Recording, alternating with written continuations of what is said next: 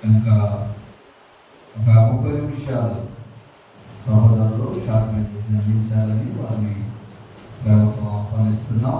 సమయము 11:10 అయింది. 11:40 సహోదరులు తిరిగి సమయాన్ని అందించాలని తెలియజేస్తూ సహోదరులకి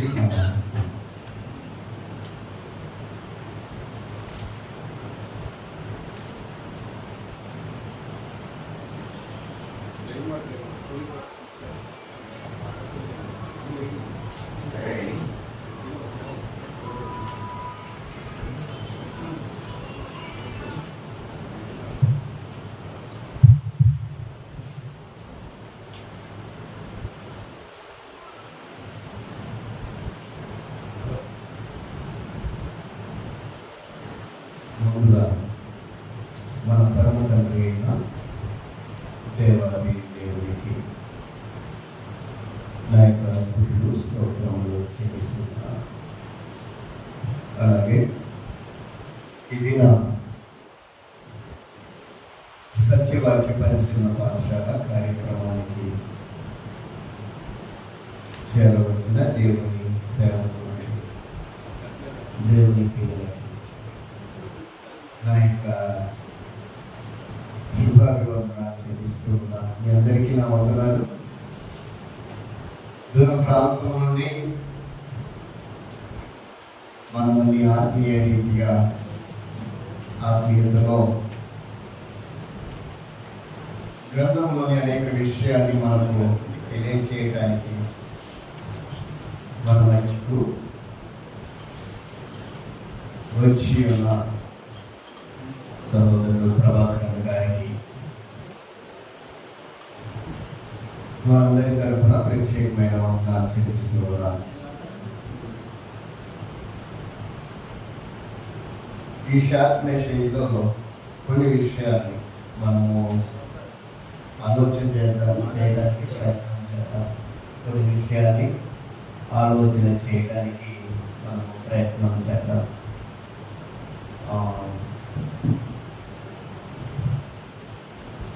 ఈ సత్యవాక్య పరిశీలన పాఠశాల కార్యక్రమం వాస్తవంగా ఈ నెలలో బ్రేక్ చేయాలనుకున్నాము. డేట్లు అనౌన్స్ చేసుకున్నాము. అనౌన్స్ చేసిన నుంచి సూర్యుడి యొక్క టెంపరేచర్ లేకపోతే వేడి శాతము 43 నుంచి 47.8 వరకు. ఇక 2 రోజులే టైం ఉంది. ఫోన్ చేసి చెప్పానన్నా ఎండలు ఎక్కువగా ఉన్నాయి, ఏం చేయాలి?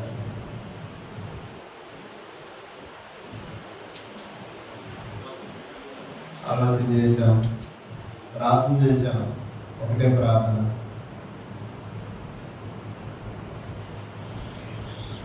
దేవా దేవుని యొక్క క్లాసులు జరిగించాలని ఆశ కలిగి ఉన్నాం. ఎండ తీవ్రత ఎక్కువగా ఉంది.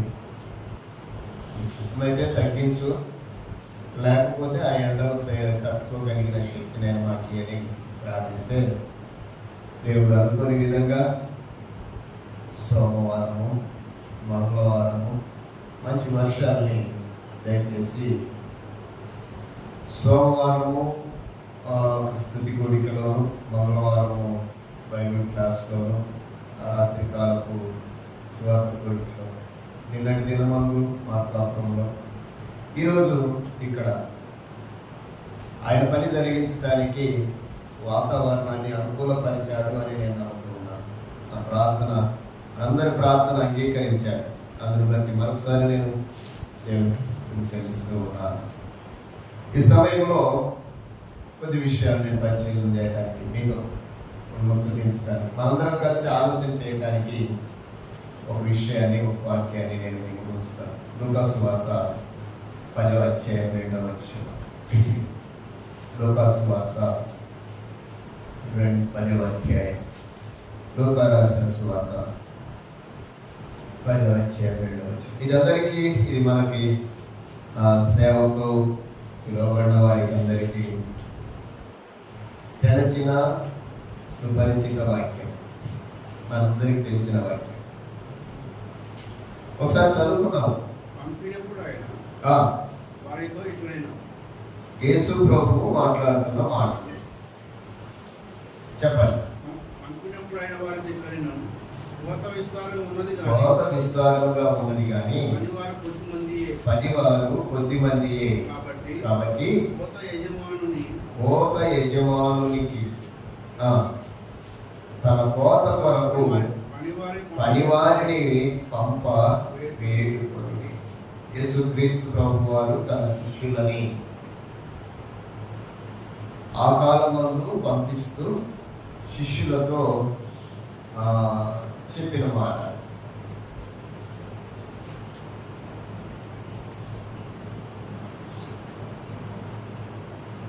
ఈ మాటలు చెబుతూ ఉన్నప్పుడు ప్రభు యొక్క మనసులో భూమి మీద ఉన్న మానవాళి యొక్క జీవన శైలిని తన మనస్సులో ఆలోచన చేసి చెప్పిన మాట.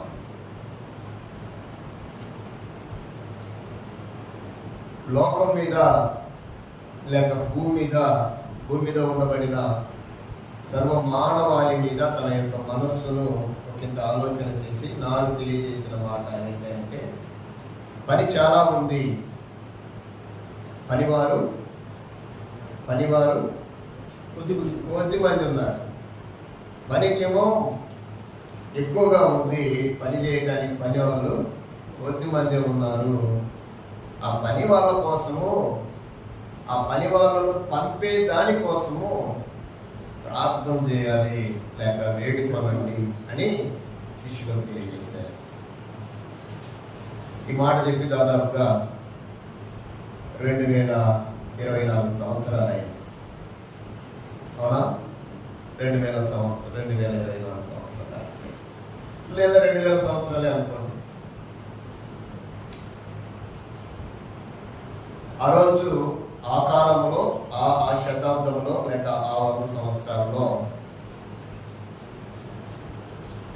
గ్రంథము మన చేతికి వచ్చేసరికి ఆ కాలాన్ని గురించి రాయబడిన మాట ఏంటంటే,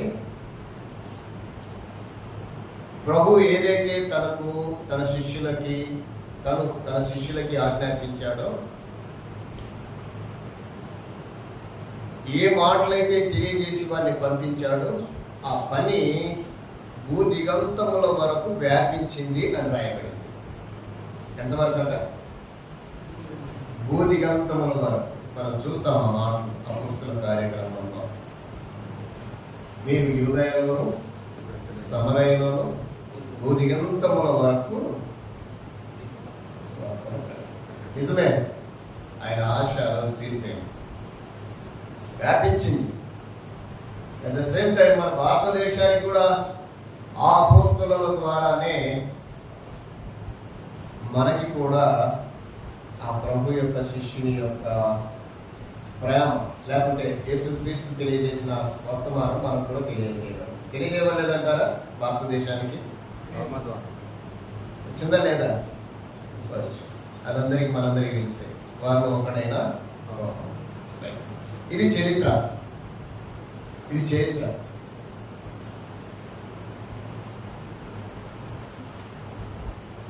చరిత్రలో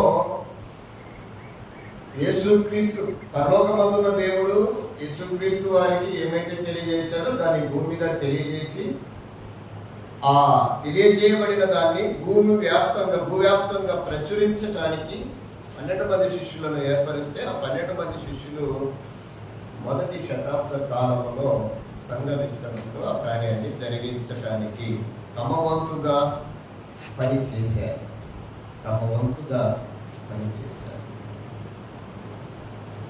అందుకే ఆ రోజు సువార్త వ్యాప్తి అంత వేగంగా, అంత విస్తృతంగా భూదిగంతముల వరకు వ్యాపించింది. మేబీ 100 సంవత్సరాల్లో దాదాపుగా ఆ పని ఎంత త్వరగా వ్యాపించింది అంటే దాదాపుగా ఒక 4 శతాబ్దాల వరకు, 4-5 శతాబ్దాల వరకు ఆ పని కొనసాగుతుంది. ఇప్పుడు ఈ మాటలు చెప్పడానికి గల కారణం ఏంటంటే, ఆ రోజున్న జనాలే ఈరోజు లేదు. ఆ రోజు ఉన్న పరిస్థితులే ఈరోజు లేదు. ఒక మన భారతదేశంలోనే ఈరోజు జనాభా సంఖ్య ఎంత అంటే ఎంతయా 150 కోట్లు అయ్యా. 144 ఈ రోజుది కాదండి, 2022 ఈరోజు 2024 దాటిపోయింది. సంఖ్య చాలా దాటిపోయింది. అనాథరైజ్డ్గా ఎంతమంది దేవుని పిల్లలు ఉన్నారు, ఎంత శాతం ఉంది అంటే దామాషా ప్రకారము లేక గవర్నమెంట్ వారు ఇచ్చిన లెక్కల ప్రకారం ఎంత ఉంది అంటే ఎంత ఉంది, ఎన్ని శాతం ఉంది? 2-3% అని వాళ్ళు చెప్తున్నారు. ఇది ఒరిజినల్ కాదు, రైట్. ఇప్పుడు 2-3% ఉంటే 97% మంది దేవుని పిల్లలు కానట్టే కదా, అంతే కదా. దేవుని పిల్లలు ఎంత శాతమే అంటే 2-3%. మిగతా శాతం దేవుని పిల్లలు కానంతే కదా, అంతేనంటారా కాదా? మరి ఆ పనిని లేకుంటే ఆ దేవుని పిల్లలు కాని వారిని దేవుని పిల్లలుగా చేయవలసిన కనీస బాధ్యత ఎవరిదంటారు? మనదంటే సేవకులది అంటారు మీరు, రైట్. ఇప్పుడు అందుకనే సేవకులే చేయాలి అనే ఒక ఉద్దేశంతో దేవుని పని విస్తరించడం లేదు. నా మాటలు అర్థమవుతున్నాయి అనుకుంటాను. సేవకుడే ఈరోజు చేసే పని ఏంటంటే ఊరూరు తిరిగి సువార్త ప్రకటన చేయడం. ఈరోజు తిరుగుతున్నాడు, మనం తిరుగుతున్నావా? ప్రతి ఊరు రోజుకొక ఊరు తిరిగి సువార్త ప్రకటించి ప్రభు చెంతకి ఆత్మలను రప్పించే అంత బాధ్యత, అంత భారము మనం కలిగి ఉన్నామా? ఈరోజు సేవకుడు అని చెప్పుకోవటానికి సేవకుడు ఏం చేస్తున్నాడు అంటే ఓ చోట ఒక 10 మందినో 20 మందినో 50 మందినో 100 మందినో కూర్చోబెట్టుకొని వాళ్ళకు బోధ చేస్తున్నాడు అంతే. దాన్ని ఏమంటున్నాము అంటే ఈరోజు మనం అది దేవుని పని అంటున్నాము, లేకపోతే సేవ అంటున్నాము, ఇంకా చెప్పాలి అంటే అది సంఘము అనుకుంటున్నాం. అవునా? అంతేనా చేసేది? వీళ్ళని చూసుకోవడానికి టైం సరిపోవడంలో మనకి పక్క ఊరికి ఏం పోతాం కదా, భారమైన పని మన మీద ఉంచింది. ఎవరు వీళ్ళంటే వీళ్ళంతా రక్షించబడ్డ వాళ్ళే. రక్షించబడ్డ వారికి నువ్వు బోధ చేస్తానే ఉన్నావు. ఇంకా బాగా అర్థం చేసుకో. మనం ఏం చేయాలి? దేవుడు మనకు ఏదైతే అప్పగించాడో అది చేయాలి. మనం చేస్తున్నది ఏంటంటే మనం ఏమనుకుంటున్నామో అది చేస్తున్నాం. దొరక సంఘం దొరికింది, దాన్ని పిండి నలిపి పిప్పి చేసి ఏమో రానున్న దినాల్లో అది కనపడకుండా చేస్తారేమో, నాకు భయం అనిపిస్తుంది. దేన్ని? ఇది నిజమంటారా అబద్ధం అంటారా? జరుగుతున్నది అంటారా జరగడం లేదంటారా?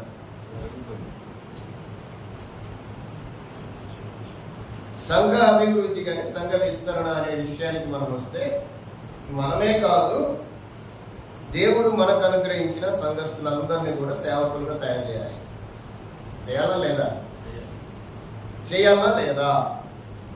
చేయాల్సి వస్తే ఈరోజు ఆ పని మనం ఈరోజు చేయడం లేదు. మన సంఘం నుండి మరి కొంతమందిని దేవుని పని కొరకు పంపటానికి మనకు మనస్సు లేదు. వారిని సేవకులుగా లేకుంటే తనలాంటి ఒక ఉన్నతమైన విధానంలో నడిపించాల్సిన ఆలోచన ఈరోజు సేవకుడు చేయడంలా చేస్తున్నాడు. ప్రభువారు శిష్యులతో చెప్పిన మాట కోత విస్తారంగా ఉంది, పనివారు కొద్ది మంది ఉన్నారు. అప్పుడు అనొచ్చు వాళ్ళు, మేము పని చేయడం లేదా ప్రభువా, మేము పనివాళ్ళం కాదా అనొచ్చు. అనుకుందా? వాళ్ళకు చెప్పిన మాట ఏంటంటే ఇంకా పనులు కావాలి, వారి కోసం మీరు ప్రయాణం చేయండి, ప్రయత్నం చేయండి, అటు వారిని మీరు సిద్ధపరచండి అని చెప్తూ అదే విషయాన్ని మత్తయ్య గారు రాశారు. మీరు వెళ్ళి సమస్త జనులను శిష్యులుగా చేయమని. మీరు శిష్యులే, మీలాంటి వారిని మీరు తయారు చేయాలి అని చెప్పాడు. అలాగ తయారు చేయాలి అంటే ఒకంత దైవికమైన విధానాల్లో మనం నడవకపోతే అది చేయలేము. చేస్తామంటారా? అలాగ చేయాలనే ఆలోచన మనకు ఉంటుందా? జాగ్రత్తగా ఆలోచన చేయండి. నువ్వు సేవకుడు అయితే నీ సేవా పరిచర్య జీవితం ముగించేంత వరకు, కనీసము నీ పరిచర్య ముగించేంత వరకు అంటే నువ్వు పోయేలోపు నీ సంఘంలో ఒక కనీసము లేదంటే ఒక 10 మంది సేవకులను నువ్వు లేవనెత్తగలిగితే నీకు నువ్వు చేసిన పని సూపర్.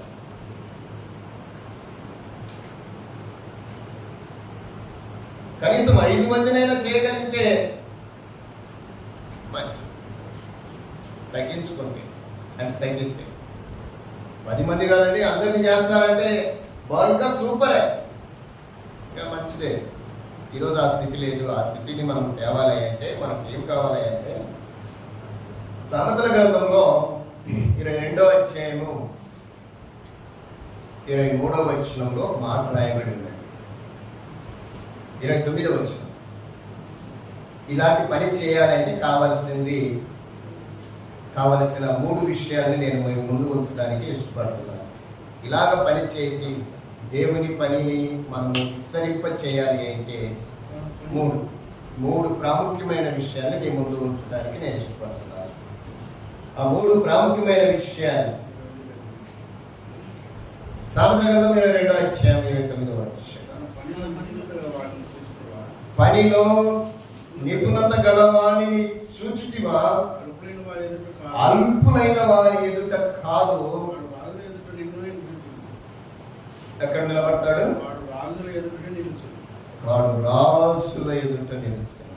ఎవరు రాజుల ఎదుట నిలిచేది? పనిలో నిపుణత కావాలి. నిపుణత దేవుడు కోరుకుంటున్న పనికి కావలసిన స్థితి.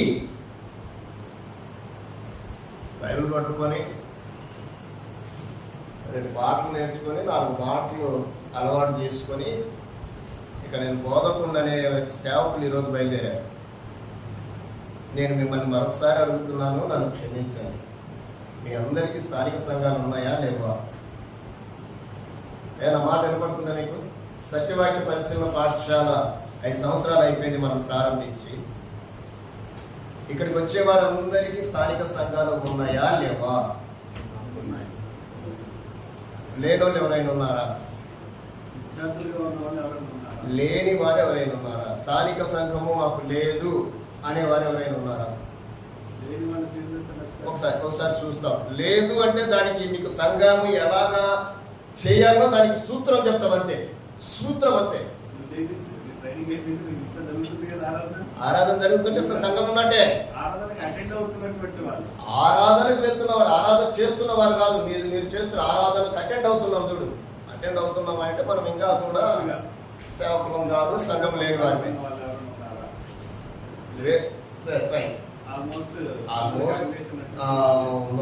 చాలా సంతోషం. స్థానిక సంఘము కలిగిన వారు ప్రతి ఒక్కరు కూడా ధన్యులు. ఇంకా ఇంతకు మించి నేను ఎక్కువ చెప్పాను. ఖచ్చితంగా స్థానిక సంఘం ఉండాలి. నువ్వు దైవికమైన విధానాల్లో నడుస్తూ ఉన్నట్లయితే, దేవుడు నీకు ఆ తృష్ణనిచ్చినట్లయితే, దేవుడు ఆ యొక్క ఆలోచన నీ మదిలో ఉంచినట్లయితే, దేవుని పనికి నువ్వు ఏర్పరచబడ్డాను, నేను దేవుని కొరకు ప్రతిష్ఠించబడ్డాను అంటే నువ్వు ఖచ్చితంగా స్థానిక సంఘాన్ని కలిగి ఉంటావు. ఖచ్చితంగా స్థానిక సంఘాన్ని కలిగి ఉంటావు. నువ్వు ఎంతమంది మన ఆలోచన, నిజం చెప్తున్నాను, మన ఆలోచన సంఘం అంటే 100 మంది ఉండాలి. ఇది ఎక్కడే సిద్ధాంతం. సంఘం అంటే ఎంతమంది ఉండాలి? కనీసం ఒక 100 మంది ఉంటేనే కదా సంఘము. ఎక్కడుంది బైబిల్లో? గ్రంథంలో ఎక్కడ రాశాడా అలా ఉంటేనే సంఘం అని? ఇదిగో ఎక్కడ ఎంతమంది అంట? 2-3 నా నామమున ఎక్కడ ఉంటారో అక్కడ నేను ఉంటాను అన్నాడు. అంటే అది ఏంటంటే అది అదే సంఘము, అదే కుటుంబము, అదే దేవుడు కోరుకుంటున్న విధానం. అలానే ఇద్దరు ముగ్గురే ఉంటామనేది కాదు. దాని కొరకు ప్రయత్నం చేస్తే దేవుడు దాన్నే వృద్ధిపరుస్తాడు. అదే సంఘము. అంతేగాని కనీసం ఒక 20 మంది అని ఉండాలి కదా, 100 మంది కాకపోయినా అవసరం లేదు. నువ్వు ఒక అడిగి దేవుడు మిగతా అడుగులు ఆయనే చేపిస్తాడు. వచ్చిన ఉదాహరణ నేను చెప్తాను. బేస్తవారపేటలో నేను స్టార్ట్ చేసినప్పుడు మేము మా పిల్లలమే ఈరోజు ఒక 5-6 కుటుంబాలు కొనుక్కుంటున్నాం. అక్కడ ఒక 5-6 కుటుంబాల వాళ్ళము కొనుక్కుంటున్నాం. నిజంగా బేస్తవారపేటలో క్రీస్తు సంఘం ఉందని బసినపల్లి అంటున్నారు. బసినపల్లిలో అక్కడ నుంచి ఒక 2 కుటుంబాలు వస్తున్నారు. చాలా సంతోషం అనిపించింది వాళ్ళని చూసి. ఎక్కడ ఈ జంక్షన్కి వస్తున్నారు. దేవుడు కార్యం చేస్తారు దాని కొరకు. రైట్. పనిలో ఏముండాలట? ఆయన కొరకు పనివారు కావాలి. ఆ పనివారిని మనమే అయితే, బాగా వినండి, ఆ పనివారిని మనమే అయితే ఆ పనివారికి కావాల్సింది ఏంటంటే నిపుణత. నిపుణత అంటే ఏంటి? నైపుణ్యత, టాలెంట్ కావాలి. ఏ టాలెంట్ కావాలి? పనిలో ఏముండాలట? టాలెంట్. అంటే మనం అనుకున్న టాలెంట్ కాదు. బాగా వినండి. ఈరోజు ఇదే పట్టుకొని చాలా మంది మనుషులను పడేసే టాలెంట్ తెచ్చారు. టాలెంట్ అంటే ఏంటంటే, నిపుణత ఏంటంటే మనుషులను పడేయడం, మనుషులను ప్రేరేపించడం. దేని కొరకు? చప్పట్లు కొట్టడం కొరకు, ఎగరడం కొరకు. ఇంకొక విషయం చెప్తాను, అనుకోకుండా ఏడవడం కొరకు కూడా. వాళ్ళ టాలెంట్ ఏంటంటే సేవకుడు ఎంత దుఃఖపడి ప్రార్థన చేస్తాడో తెలుసా. అది టాలెంట్ ఆయనకి. ఇది ఎవరు నేర్పించింది అంటే తాను అలవరుచుకున్నది. దేవుని కోసం కాదది. దేవుని కోసము ఆ టాలెంట్ ఉపయోగించడం కాదది. మనుషులను తన వశము చేసుకోవడానికి తాను ఏర్పరుచుకున్న, తన అనుకున్న ఆ టాలెంట్. ఈరోజు అందరూ ఆ టాలెంట్ను ఎంత చక్కగా వాడుతారంటే అసలు వారి భాషా శైలి కానీ, వారి వేషం కానీ, వారి హావభావాలు కానీ అలా ఉంటాయా అన్నట్లుగా ఉంటారు. చూసారా? ఒక సేవకుడు ఇంకా ఈ సంఘం కోసం తన ప్రాణం పెడతానన్నట్టుగా ఉంటాడా? అలా అనిపిస్తాడు. కానీ ఆఖరికి ఆ సంఘం ప్రాణం తీసేయడానికి ఆ ప్లాన్ వేస్తాడు. అది ఆ టాలెంట్. ఈరోజు రకరకాల టాలెంట్. కానీ ఇక్కడ చెప్పబడిన టాలెంట్ ఏంటి అంటే, నిపుణత ఏంటి అంటే వాక్యాన్ని గురించి, వాక్య అవగాహన, వాక్యంలో యొక్క సంపూర్ణతను మనం ఎరిగి ఉండాలి. ఏది సత్యమో ఏది అసత్యమో తెలియాలి. ఏది వాస్తవమో ఏది అవాస్తవమో తెలియాలి. ఏది మోసమో ఏది అబద్ధమో తెలియాలి మనకి. ఏదైనా ఒకటే అనే సిద్ధాంతం ఈరోజు మనము ఆలోచించడానికి వీల్లేదు. అలా అయితే ఈ సత్యవాక్య పరిశీలన పాఠశాల అందుకోసం పెట్టిందైతే కాదు. వాస్తవం ఏదో తెలియచేయాలని, సత్యమేదో ప్రతి ఒక్కరు చూడాలని ఏర్పాటు చేయబడిన ఉన్నతమైన కార్యక్రమమే. దాని కొరకు నువ్వు ఏం కలిగి ఉండాలంటే ఆ పని చేయడానికి. ఏ పని? దేవుని పని చేయడానికి నీకు కావాల్సింది ఏంటంటే టాలెంట్ కావాలి, నిపుణత. కళ్ళు మూసుకొని వాక్యం చెప్పగలిగిన టాలెంట్ నీకు రావాలి. అది వాస్తవికంగా వాక్యానుసారమైన విధానంలో నడవాలి. ఈ టాలెంట్ మనకు ఉందంటారా? ఏ టాలెంట్ ఉందో మనమే పరిశీలన చేసుకోవాలి. నీ టాలెంట్ ఏంటి అని చెప్తే నీ టాలెంట్ ఏంటో దేవునికి తెలియాలి, అది నీకు కూడా తెలియాలి. నువ్వు ఏ టాలెంట్ని కలిగి ఉన్నావు? మనుషుల కోసం పనిచేస్తున్నావా, దేవుని కోసం పనిచేస్తున్నావా? ఇంకొక విషయం చెప్తాం, మనుషులను పక్కన పెట్టేస్తాం. ఈరోజు సేవ దేనికోసము అంటే ఒక మాటలో చెప్పండి. మనం సేవ దేనికోసం చేస్తున్నాం చెప్పండి. సేవ దేనికోసం అన్నా? మనం చేస్తున్న సేవ, మనం చేసే సేవ దేనికోసం చెప్పండి. ఏం మాట్లాడతామండి? మన కోసమేనా? దేవుని కోసమే. దేవుని కోసమే అయితే దేవుడు చెప్పినట్టు చేయాలి. నా మాటలు అర్థమవుతున్నాను. నేను నిజంగా దేవుని కోసమే నేను పని చేస్తే దేవుడు ఏం చెప్పాడో అదే చేయాలి. నేను దేవుడు చెప్పకుండా, వాక్యము చెప్పింది చెప్పకుండా నేను చేస్తున్నానంటే అది దేవుని కోసం కాదు, నా కోసం. నేను డెవలప్ అవడం కోసము, సంఘం డెవలప్ అవడం కోసం కాదు, సంఘం విస్తరించడం కోసం కాదు, కోతకు పనివారిని పంపడం కోసం కాదు. అది నేను స్టేజ్ పెంచుకోవడం కోసం. నేను ఎప్పుడైతే పెరగాలనుకుంటానో అక్కడ వాక్యాన్ని పక్కన పెట్టేస్తాను. పోయినసారి అదే చెప్పాను. నేను డెవలప్ కావాలంటే నేను ఈ వాక్యాన్ని ఏం చేయాలి? కప్పేయాలంతే. అర్థమవుతుందా?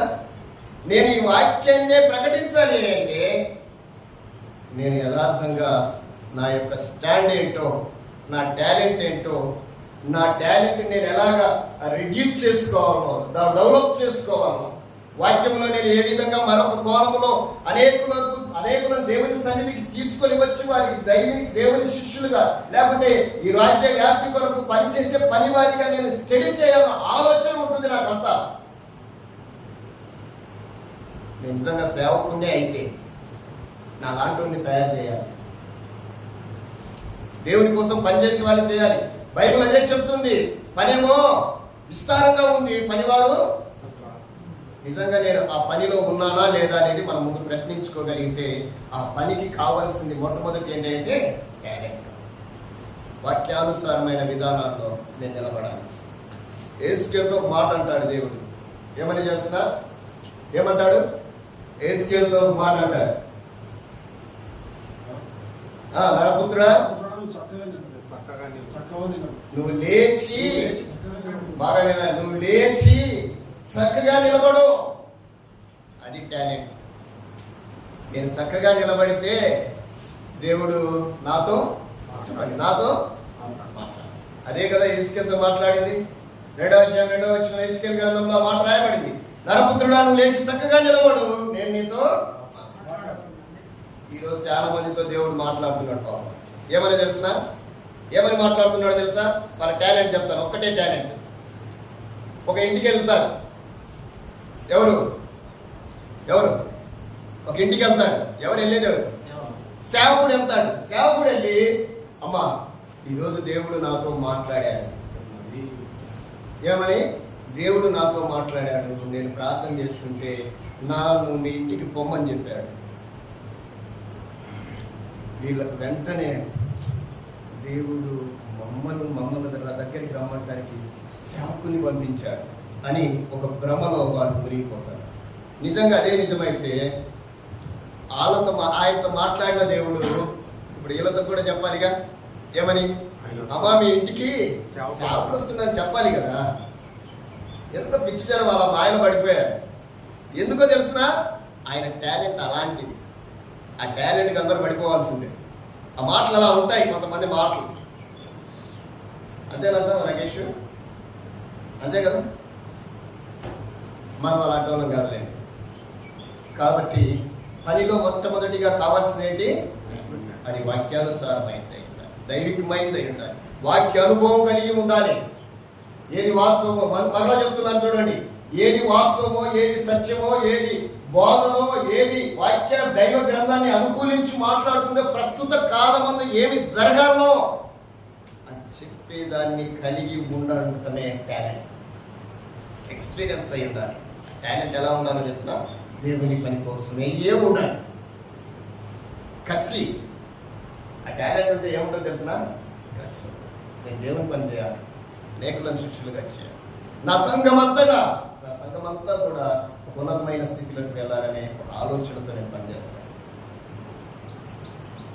ఈ టాలెంట్ మనందరం కలిగి ఉండాలి. బైబిల్ చెబుతున్న మాటలనే అల్పుల ఎదుట కాదు. అట్టి టాలెంట్ ఉంటే ఎక్కడ ఉంటావు? రాజుల ఎదుట నిలబడతావు. అట్టి టాలెంట్ ఉండాలి. అట్టి టాలెంట్ రాజులకు రాజు, ప్రభువులకు ప్రభు నేను నిలబెట్టడానికి అట్టి టాలెంట్ కలిగి ఉంటాయి. రెండవదిగా పనిలో నిపుణత కావాలి. పనిలో కొరింథీయులకు రాసిన పత్రిక 15వ అధ్యాయం 58వ వచనం.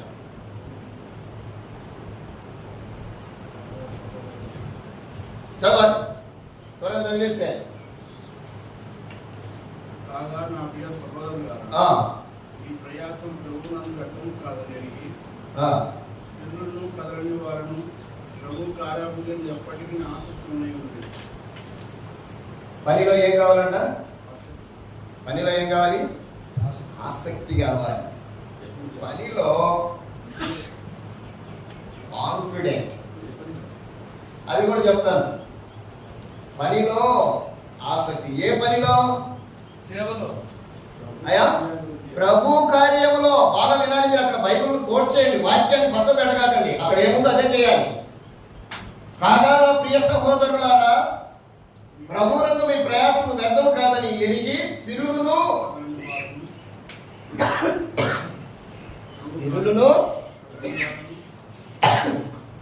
కదలని వారును ప్రభు కార్యాభివృద్ధి అందు ఎప్పటికీ ఆసక్తి లేదు. ఆసక్తి అంత ఈజీగా రాదు మనకి. స్థిరత్వం ఉండాలి, కదలకుండా ఉండాలి. స్థిరులను కదలని వారును అయ్యుండి ప్రభు కార్యాభివృద్ధి అందు ఎప్పటికీ ప్రభు పని వరకు ఆసక్తి ఉండాలి. ఆసక్తి ఉందంటారా? వచ్చిన మాట్లాడుతాను. ఈ వారంలో మనం ప్రభు కొరకు ఆసక్తిగా ఏం చేసామో చెప్పండి. ఆదివారం ఆరాధనకి వెళ్ళాము, అంతేనా? ఇంకేమైనా చేసాము? అది ఆసక్తే? ఓ పాపి దగ్గరికి వెళ్ళి నువ్వు ప్రభు సన్నిధికి రావాలి అనే బాధ్యత నువ్వు కలిగి ఉన్నావా? ఉందా? ఆ ప్లాన్ ఉందా మనకు? ఉందంటారా? దేవునికి దూరంగా ఉన్నవారిని ప్రభు దగ్గరికి నడిపించాలి, ప్రభుతో ఉన్నవారిని ప్రభు పని కొరకు సిద్ధపరచాలి అనే ఆ శ్రద్ధ మనకుందా? ప్రభుకు దూరంగా ఉన్న వారిని ప్రభు దగ్గరికి నడిపించాలి, ప్రభు దగ్గరలో ఉన్న వారిని ప్రభు పని కొరకు సిద్ధపరచాలి అనే శ్రద్ధ మనకు ఉందంటారా? ఉందంటారా? జాగ్రత్తగా వినండి. అట్లయితే మనం దేవుని పని వాళ్ళం కాదు. దేవుని పని విషయంలో మనం దేవుని పని వాళ్ళం అయితే పనిలో ఆసక్తి ఉండాలి, పనిలో ఇంట్రెస్ట్ ఉండాలి. టాలెంట్ అండ్ ఇంట్రెస్ట్, ఆసక్తి ఉండాలి, నిపుణత ఉండాలి. ఇంకొక విషయాన్ని నేను చూపిస్తాను. సామెతల గ్రంథం 10:4 నేను చూపించేసి నా సమయాన్ని ముగిస్తాను. 40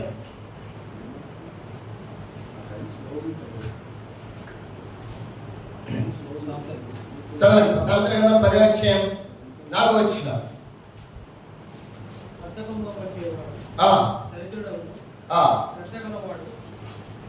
శ్రద్ధగలవాడు.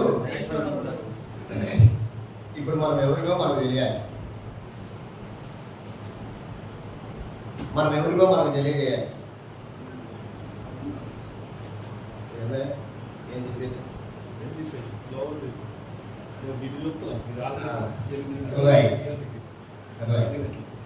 పనిలో మరొకటి ఏంటంటే ఏముండాలంట? పనిలో ఆసక్తి కాదు, పనిలో నిపుణతే కాదు, పనిలో శ్రద్ధ కావాలి, ఇంట్రెస్ట్ కావాలి. ఇంట్రెస్ట్ ఉండాలి.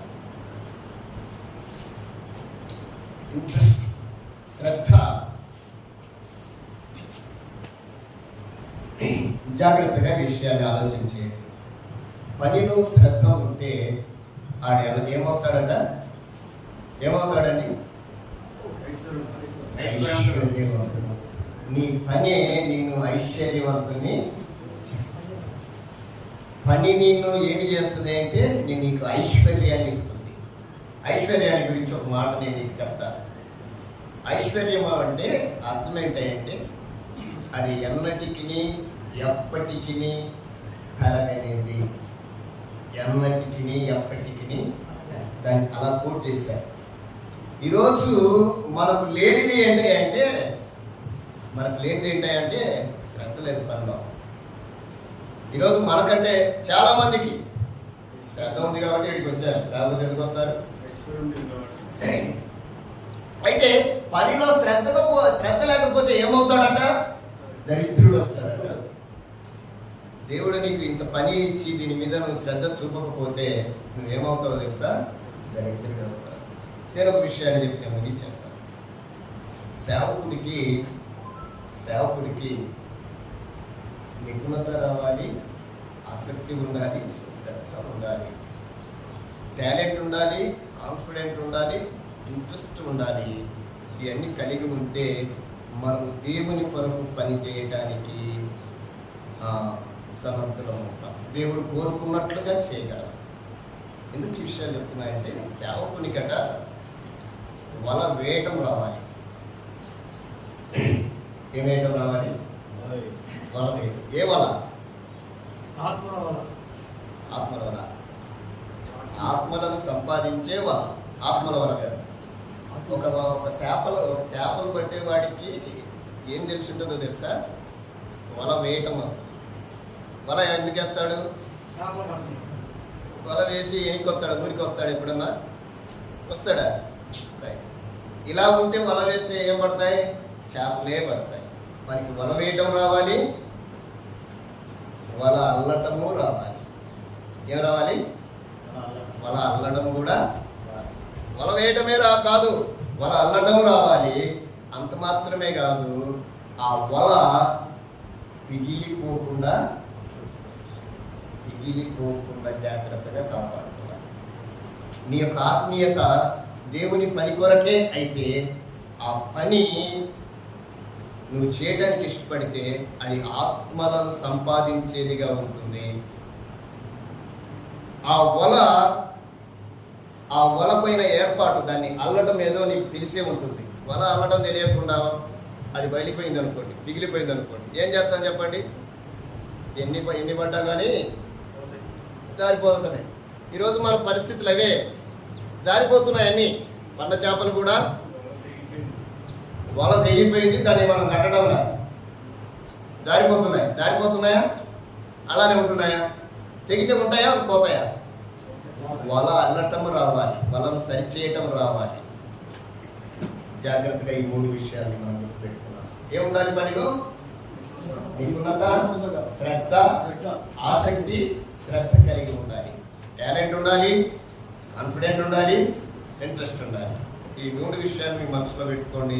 దేవుడు మనల్ని, మన పనిని ఆశీర్వదించడానికి ఇష్టపడతాడు. అంత మాత్రమే కాదు, ఆయన పని మన ద్వారా చేయించుకోవడానికి ఆయన వృత్తలు వస్తాడు. ఈ విషయాలు మీరు మనసులో ఉంచుకోవాల్సిందిగా కోరుకుంటూ, సేవకులుగా దేవుని యొక్క సువార్త పరిచర్యలో అనేక మంది దేవుని దగ్గరికి నడిపించే వారిగా మీ వంతుగా ఈ పనిని జరిగించాలని నేను కోరుకుంటూ ఈ సమయాన్ని తిరిగి సహోదరులకు అప్పగిస్తున్నాను. దేవుని మాటలు మన వెనుకల్లో దీవించి ఆశీర్వదించుగాక. ఆమేన్.